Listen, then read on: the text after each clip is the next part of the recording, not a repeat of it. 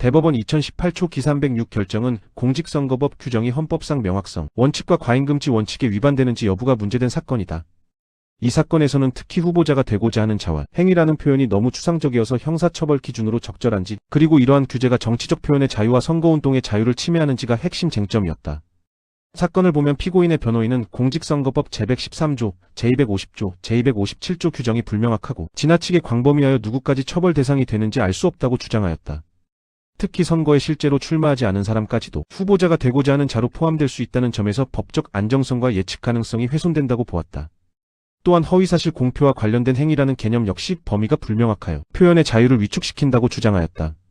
쟁점은 크게 세 가지였다. 첫째, 후보자가 되고자 하는 자라는 개념이 명확한지 여부. 둘째, 허위사실 공표에서의 행위 개념이 명확한지 여부. 셋째, 이러한 규정들이 기본권을 과도하게 제한하는지 여부였다.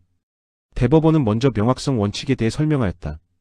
법률은 어느 정도 일반적이고 추상적인 개념을 사용할 수밖에 없으며 입법 목적과 법 체계를 통해 합리적인 해석 기준을 도출할 수 있다면 명확성 원칙에 위반되지 않는다고 보았다. 그리고 후보자가 되고자 하는 자란 단순히 마음속으로 출마를 생각하는 사람을 의미하는 것이 아니라 정당, 공천 신청이나 선거운동 준비 등 외부적으로 이 후보 의사가 객관적으로 드러난 사람을 의미한다고 해석하였다. 따라서 그 범위는 무한정 확대되는 것이 아니라 일정한 기준에 의해 제한된다고 보았다.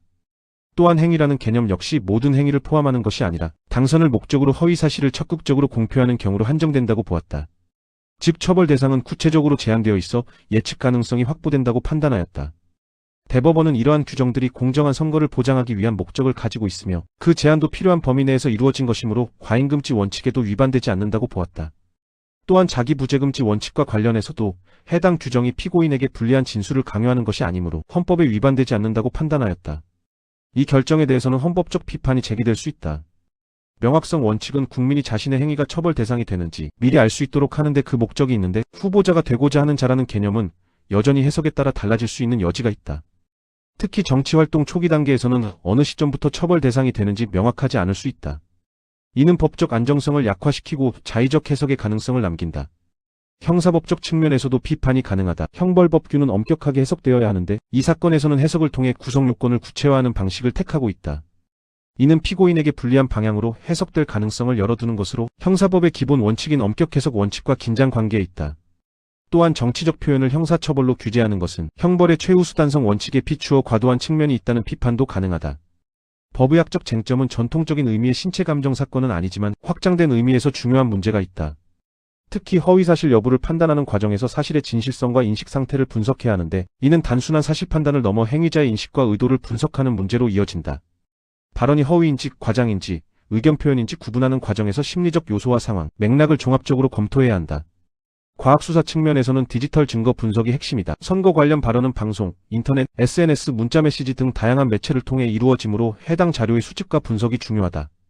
영상과 음성의 원본 여부, 게시 시점, 경로 확산 정도 등을 분석하여 허위사실 공표 여부와 영향력을 판단할 수 있다. 또한 데이터 분석을 통해 특정 발언이 유권자에게 미친 영향을 평가하는 것도 중요한 수사 방법이다. 결국 이 판결은 선거의 공정성을 확보하기 위해 명확성 원칙을 비교적 완화하여 적용한 사례라고 볼 수 있다. 현실적인 필요성을 반영한 판단이라는 점에서는 의미가 있지만 정치적 표현의 자유와 형벌법규 해석의 엄격성 측면에서는 여전히 논쟁의 여지가 남는 판례라고 할 수 있다.